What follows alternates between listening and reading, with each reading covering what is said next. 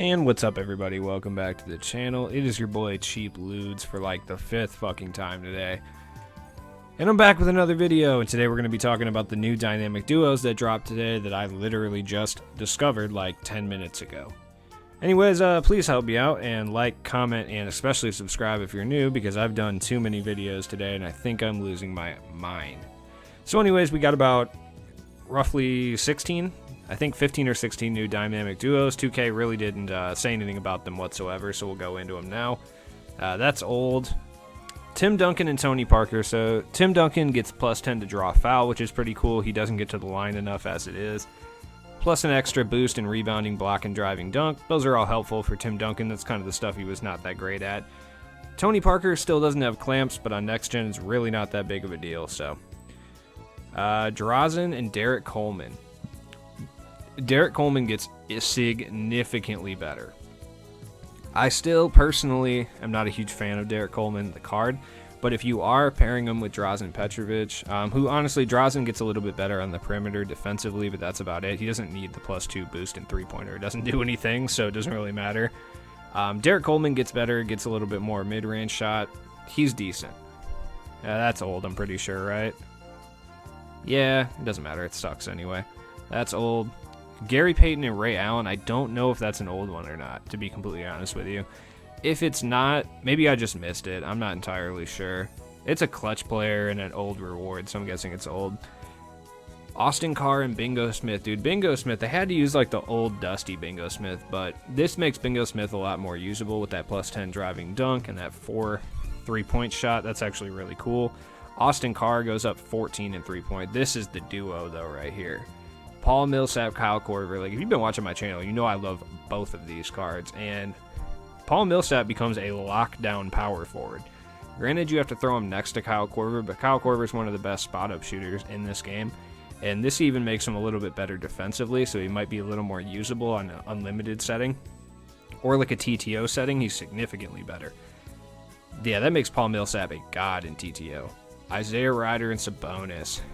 Sabonis is actually really good. I've been saying that all day, and people have been telling me I'm stupid, but I think he's actually a really good card. It doesn't raise up his speed or speed with ball, but he already has like a 59, which isn't terrible. Isaiah Ryder gets better at a little bit of everything. The driving dunk is unnecessary. He already dunks the ball so hard, but he draws more fouls, can shoot threes at a little higher clip. You'd like to see Sabonis' speed go up, but the +5 3-point shot, the additional rebounding helps him interior defense. He does become one of the better stretch centers in the game. Just with that duo, and Isaiah Ryder is a very good card on its own, so I wouldn't fault anyone for using him. This duo is interesting because I really like Ricky Rubio. He gets that +7 3-point shot. Ricky Rubio might actually sneak into like the top 10 point guards in the game with this dynamic duo. Like, alright, I might be getting ahead of myself, but I like this Ricky Rubio card a lot. Will say I'm not a huge fan of Karl Anthony Towns, so he gets a little bit better. Caron Butler and Gilbert Arenas. I mean, +8 3-point shot that actually helps Gilbert a lot. He actually becomes a much better 3-point shooter. Caron Butler gets that +6 boost too. +4 driving dunk.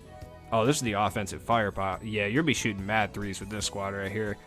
+5 3-point shot for Coutinho. +4 gets a little ball handle, a little pass accuracy, a little pass vision. Doesn't mean anything. Pass vision and shot IQ do not do shit. But Steve Francis gets better offensively. Well, oh my word. Oh, this is it. This is the duo right here. Rex Chapman and Tom Gugliotta. The white stepdad squad.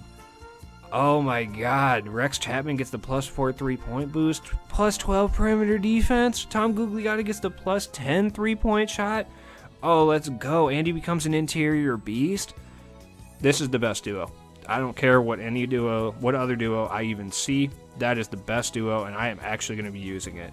Jimmy Butler has one? Oh, Butler and Wiggins? That's a really good budget duo. Butler at the 2, Wiggins at the 3. That's a really squad. If you're using like a 50K squad builder and you're just doing no money spent, this squad is probably one of the best dynamic duos for you. Rex Chapman and Tom Gugliotta might be a little bit better offensively, but this is a much better defensive one. You can pretty much lock down anyone with these squad right here. Let's see. Yeah, Rex Chapman, Kyle Korver. Wait, Michael Ray Richardson? Oh yeah, if you have Otis Birdsong, Michael Ray Richardson, I've been saying for a while, is actually a pretty good point guard. He's very good defensively. And he gets a plus 17 3-pointer. That brings him up to an 83. Yeah, that's very usable. He has a decent jump shot, too. Nothing else. I mean, the plus 4 ball handle and the plus 8 free throw are decent, but that's about the biggest. Yeah, and Otis Birdsong is actually an incredibly good card, too. You're going to be running kind of a small ball lineup, running those two back-to-back at point guard, shooting guard, but Michael Ray Richardson can lock up anybody, so more power to you. Thurl and John Stockton. Yeah, I mean, not a dynamic duo I recommend using, but if you're a fan of Thurl Bailey, which I know there are a lot of people who are, because he is huge. He's like a giant player. He works really well in next gen, more so than current gen. If you already use Thurl Bailey and John Stockton, this is cool. I don't know too many people who do, but you could always run Thurl as your bench power forward with this duo. It actually makes him a lot better. His mid-range shot gets a lot better, and then he can shoot decent enough from 3. You can add some shooting badges to him, too. Pretty solid. Nothing crazy. I don't think we got any more on the lower tier side of things. Yeah, no. I gotta say, Rex Chapman and Tom Gugliotta, though, that is an incredible dynamic duo. Like, I could not be more excited about that. I actually am going to use that. Anybody else get any? Oh, Kevin Durant got one. Here, let me actually look it up, because I don't have Kevin Durant, because I don't want to spend 400,000 MT right this second. Let me look it up, see what he got here. Let's see, Kevin Durant.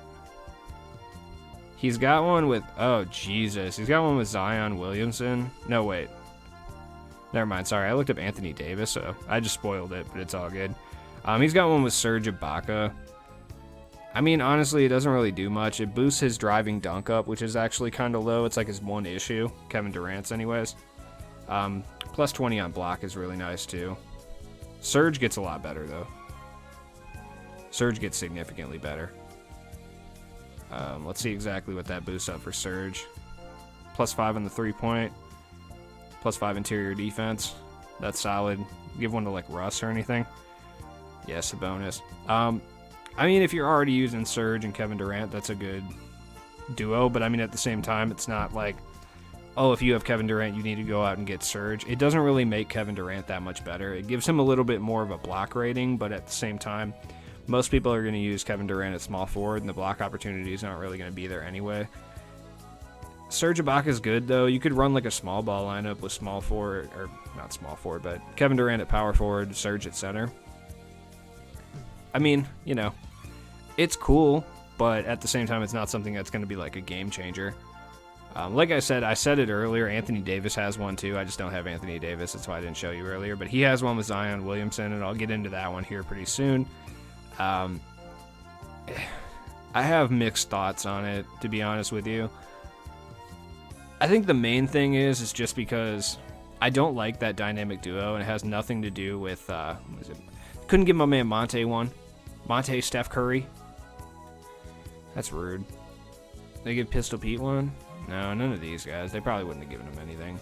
Let me check the rest of the guys before I talk about Anthony Davis and Zion, because, like, this one just annoys me. Like, I wish Kawhi Leonard could have got one. Kawhi and, like, that reward Kyle Lowry would have been cool. Just something, you know? Kevin Love didn't get one. Kevin Love and, like, one of the LeBrons would have been cool. Jokic could have got one. There's not really any cards to go with Jokic yet at the same time. But anyways, yeah, Anthony Davis has one with Zion Williamson. And honestly, it's not bad. It does boost Anthony Davis's three-point shot by about 5, I believe. Well, it brings it up to an 85. Let me check exactly how much it boosted up. And I'll be honest, if you have these two cards, you're probably using them together anyway. And so it's like, it doesn't hurt anybody. Yeah, it brings up 6 to an 85, and then his mid-range goes up by 4. Interior defense and block go up. Honestly, these two cards don't really raise up by much, but that Anthony Davis three-pointer is huge. Yeah, Zion doesn't go up. Okay. Zion goes up from a 97 driving dunk to a 99. Like, it doesn't do anything.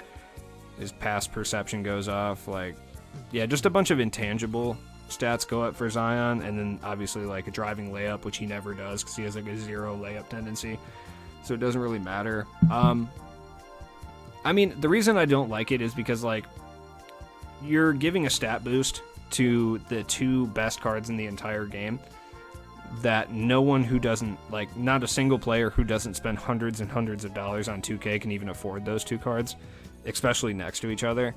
So it's just kind of annoying that you're already giving like a team that has an advantage more of an advantage. I mean, granted, the stat boosts aren't that good. It's just the principle of giving them a stat boost is really stupid at this stage in the game. It's kind of a greedy move by 2K. It just encourages people to spend more money. I wish they gave some more of the reward players dynamic duos. Like, thankfully 2K actually did come through and give a few of the reward players, but they weren't like high tier ones. Like Jaylen Brown having one would have been cool. Julius Erving, because Julius Erving is already like not usable anymore at this stage. Detlef Schrempf, like any of those guys getting them would have been cool, but I don't know, man. Paul Westphal, even McCollum and Dame, that would have been a good one. But either way, new dynamic duos, anytime they introduce them, they're cool. So they'll probably raise the price of some of the cards up, so you might want to go check the value of some of the guys that I mentioned. Other than that, it's been your boy Cheap Ludes. Check the description for all my stuff, Patreon, Twitch, etc. I'll be on Twitch live tomorrow. I got my mic finally fixed, so there we go. And thanks for watching the video.